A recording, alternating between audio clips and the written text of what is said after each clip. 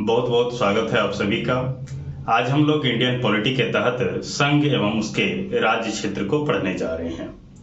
जैसा कि हम सभी जानते हैं कि जब भारत पाकिस्तान स्वतंत्रता अधिनियम यानी भारतीय स्वतंत्रता अधिनियम 1947 जब पास किया गया, जिसमें दो राष्ट्र के सिद्धांत को स्वीकार करते हुए भारत एवं पाकिस्तान शामिल थे, तो उस वक्त कई सारे छोटी बड़ी रियासतों का भी उस समय मौजूदगी थी और उन रियासतों को इस बात का अधिकार दिया गया था कि वह रियासतें अपनी सुविधा के अनुसार भारत अथवा पाकिस्तान दो में से किसी एक के साथ वह जा सकते हैं अथवा अपनी स्वतंत्र अस्तित्व के साथ अपनी व्यवस्था का संचालन कर सकते हैं।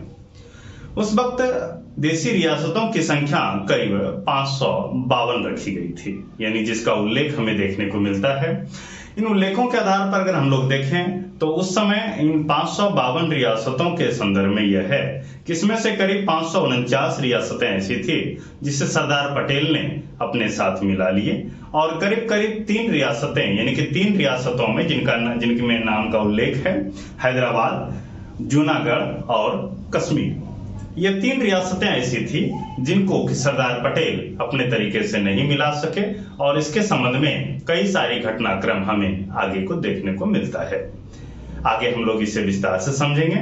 इसके पहले हम लोग इस बात को समझ लेते हैं कि 26 जनवरी 1950 को जब देश एक प्रकार से गणतंत्र घोषित हुए और जब रिपब्लिक ऑफ इंडिया घोषित हुए तो देश में संविधान में इस प्रकार के कई ऐसी बिंदुओं का हमें उल्लेख देखने को मिलता है जो संघ एवं उसके राज्य क्षेत्र को बिंदुवार तरीके से प्रस्तुत भी करता है। इसमें क्या कुछ बातें हैं और क्या कुछ महत्वपूर्ण बातें हैं, इन्हें हम लोग समझने का प्रयास करते हैं। अनुच्छेद यानी कि संविधान के अनुच्छेद 1 के अनुसार भारत राज्यों का संघ यानी भारत को क्या बताया गया, राज्यों का संघ बताया गया और इसमें केंद्र शब्द का कोई उल्लेख नहीं किया गया है। और आगे बढ़कर के देखते हैं तो भारत का संविधान संघीय कम और एकात्मक अधिक है, यानी क्या कहा गया कि भारत का संविधान संघीय कम है और एकात्मक अधिक है, अर्थात अर्धसंघीय है। अनुच्छेद 2 के अनुसार है कि नए राज्यों के प्रवेश के संबंध में शक्ति और नए राज्यों के प्रवेश के संबंध में शक्ति के 2 महत्वपूर्ण बिंदुओं का उल्लेख देखने को मिलता है। एक, नए राज्यों को संघ में शामिल करने की शक्ति और दूसरा नए राज्यों की स्थापना के संबंध में। अनुच्छेद 3 के अनुसार अगर देखें तो राज्यों का निर्माण विद्यमान राज्यों के क्षेत्रों, सीमाओं व नामों के परिवर्तन के संबंध में। अनुच्छेद 3 क्या है? राज्यों के निर्माण विद्यमान राज्यों के क्षेत्रों, सीमाओं व नामों के परिवर्तन के संबंध में है। अब अगर हम लोग इस बात को लेकर के थोड़ा सा और आगे बढ़ते हैं, जिस बात का उल्लेख हम देशी रियासतों के संबंध में कर रहे थे और 552 देशी रियासतों का उल्लेख जिनका देखने को मिलता है, हमने बताया था कि 549 सरदार पटेल ने अपने तरीके से मिला लिए और 3 अन्य का उल्लेख हमने किया था, जिसमें कि हैदराबाद जिसे पुलिस कार्रवाई के द्वारा मिलाया जा सका, जूनागढ़ जहां जनमत संग्रह कराया गया और कश्मीर जो कि विलय पत्र पर हस्ताक्षर के माध्यम से इसे भारत संघ में शामिल किया गया। अब आइए समझते हैं कुछ और बिंदुओं को कि धर आयोग यानी कि एसके धर आयोग जून 1948 में गठित हुआ और रिपोर्ट दिसंबर 1948 में आया। इन्होंने कहा कि देश में राज्यों का पुनर्गठन या निर्माण भाषा के आधार पर की जा सकती है। इनका मानना था कि भाषा से एक रूपता प्रदर्शित होती है और क्षेत्रीय हितों और महत्वाकांक्षाओं को ज्यादा बल मिलता है। इसके साथ ही वो अपने विकास से संबंधित यानी सामाजिक आर्थिक विकास से संबंधित कई ऐसी पहलू हैं जिसको वो ज्यादा नजदीक और करीब से समझ पाते हैं।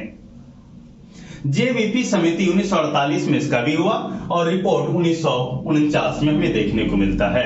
इन्होंने भाषा के आधार को अस्वीकार करते हुए कहा कि भाषा को आधार नहीं बनाया जा सकता, क्योंकि अगर भाषा को आधार बनाया जाएगा तो देश में हजारों प्रकार की अलग अलग बोलियां हैं, ऐसे में कई प्रकार की समस्याएं होंगे और फिर प्रशासनिक इकाइयों को संचालित करना कठिन हो जाएगा। क्यों? क्योंकि जितने राज्यों का निर्माण होगा उतने स्तर पर प्रशासनिक इकाइयों की आवश्यकता होगी, न्याय प्रणाली की आवश्यकता होगी और भी कई प्रकार के ऐसे व्यवस्थागत ढांचा बनाने की जरूरत होगी जो निश्चित रूप से अधिक खर्चीला साबित हो सकता है। तो इन्होंने भाषाई आधार को महत्व न देते हुए प्रशासनिक आधार को केंद्र बनाने की सलाह दिया। यानी कि इनका कहना था JVP, जे का अर्थ है जवाहरलाल नेहरू, वी का अर्थ है वल्लभ भाई पटेल और पी का अर्थ है पट्टाभी सीतारमैया, यानी नेहरू, पटेल और सीतारमैया, इन तीनों के नामों का एक संक्षिप्त नाम है JVP समिति। और इन्होंने प्रशासनिक इकाई को केंद्र में रखने की सलाह दिया। आगे बढ़ते हैं कि वर्ष 1953 में पोट्टी श्रीरामुलु, जो कि उस समय की 56 दिन के भूख हड़ताल पर थे, यानी कि लगातार भूख हड़ताल कर रहे थे। उनका कहना था कि हमें भाषा के आधार पर राज्य मिलना चाहिए और 56 दिवसीय भूख हड़ताल करने के बाद उनकी मृत्यु हो जाती है। देश में आजादी के ठीक उपरांत देश के लोगों की महत्वाकांक्षाओं और इच्छाओं का आदर हो, उन्हें अपमान का एहसास ना हो, उन्हें शोषित होने का एहसास ना हो, उन्हें प्रताड़ित होने का एहसास ना हो, उसे अकेला अथवा उन्हें मजबूर होने का एहसास ना हो। सरकार ने एक प्रकार से मजबूर होकर के आंध्र प्रदेश के स्वरूप को, यानी कि परिणामतः क्या हुआ, भाषा के आधार पर देश का पहला राज्य आंध्र प्रदेश बनाने का फैसला लिया। आंध्र प्रदेश के संबंध में है, इसमें तेलुगु भाषा के आधार पर आंध्र प्रदेश का गठन किया गया। राज्य पुनर्गठन आयोग 1956, राज्य पुनर्गठन आयोग 1956 के संदर्भ में क्या है कि यह एक प्रकार से जो है, इसके परिणाम में चूंकि सुझावों का एक अलग स्वरूप रहा, सुझावों के स्वरूप में कई सारे बिंदुओं का हमें उल्लेख हमें देखने को मिलता है। और राज्य पुनर्गठन आयोग 1956 के संदर्भ में हम लोग इस बात को देखते हैं कि इसके संबंध में फजल अली की अध्यक्षता में एक कमेटी का गठन किया गया था, जिसे 1953 में किया गया और इसके सदस्य थे हृदयनाथ कंजरू, KM पानीकर, हृदयनाथ कंजरू और KM पानीकर। और इनकी सिफारिशें थी भाषा को आधार बनाया जा सकता है। इनका कहना था कि भाषा को आधार बनाया जा सकता है, लेकिन इनका कहना था कि एक राज्य एक भाषा के सिद्धांत को स्वीकार नहीं किया जा सकता है। सीधे शब्दों में कहें तो भाषा को आधार सीधे सीधे नहीं बनाया जा सकता है, और अगर आप भाषा आधार बनाते भी हैं तो एक राज्य और एक भाषा के सिद्धांत को स्वीकार नहीं किया जा सकता। ऐसा फजल अली की अध्यक्षता में गठित कमेटी की अपनी सिफारिशें हुई, जिसके सदस्य थे हृदयनाथ कंजरू और KM पानीकर। अब इसके बाद क्या आया सामने कि 16 राज्यों और 3 यूनियन टेरिटरीज के निर्माण की सलाह इनकी ओर से आया कि देश में जो मौजूदगी है, जो क्षेत्र हैं, उनमें से 16 राज्यों के निर्माण की बात हुई और 3 यूनियन टेरिटरीज की निर्माण की बात हुई। एक बात और प्रमुखता से आप लोगों को याद दिलाना चाहेंगे कि आंध्र प्रदेश राज्य का पुनर्गठन जो हुआ, जो कि भाषा आधार पर, तेलुगु भाषा के आधार पर पहली बार हुआ, एक प्रकार से प्रथम राज्य बना, उसका चेन्नई राज्य से अलग होकर होना हुआ था। उसके बाद राज्य पुनर्गठन अधिनियम 1956 में 7वें संविधान संशोधन होता है 1956 के द्वारा। क, ख और ग में ग को समाप्त कर दिया गया, ग को क्या किया गया, समाप्त कर दिया गया। और फिर आयोग की सलाह पर राज्य पुनर्गठन अधिनियम 1956 पारित कर दिया गया। राज्य यानी कि एक आयोग की जो सलाह थी, उसकी जो सिफारिशें थी, उसके आधार पर 1956 पारित हुआ। 1 नवंबर 1956 को 14 राज्य एवं 6 यूनियन टेरिटरीज का गठन हुआ। यह ध्यान दीजिएगा, 1 नवंबर 1956 को 14 राज्य एवं 6 यूनियन टेरिटरीज का गठन हुआ। 1 मार्च, एक और महत्वपूर्ण बात यह है कि चूंकि हम लोग अब तक भाषाई आधार पर देश के पहले राज्य की बात समझे, अब हम लोग थोड़े से अंतिम स्थिति की ओर आते हैं, किसमें 1 मार्च 2014 को देश के तत्कालीन राष्ट्रपति प्रणब मुखर्जी के हस्ताक्षर के साथ ही तेलंगाना देश का 29वां राज्य बना।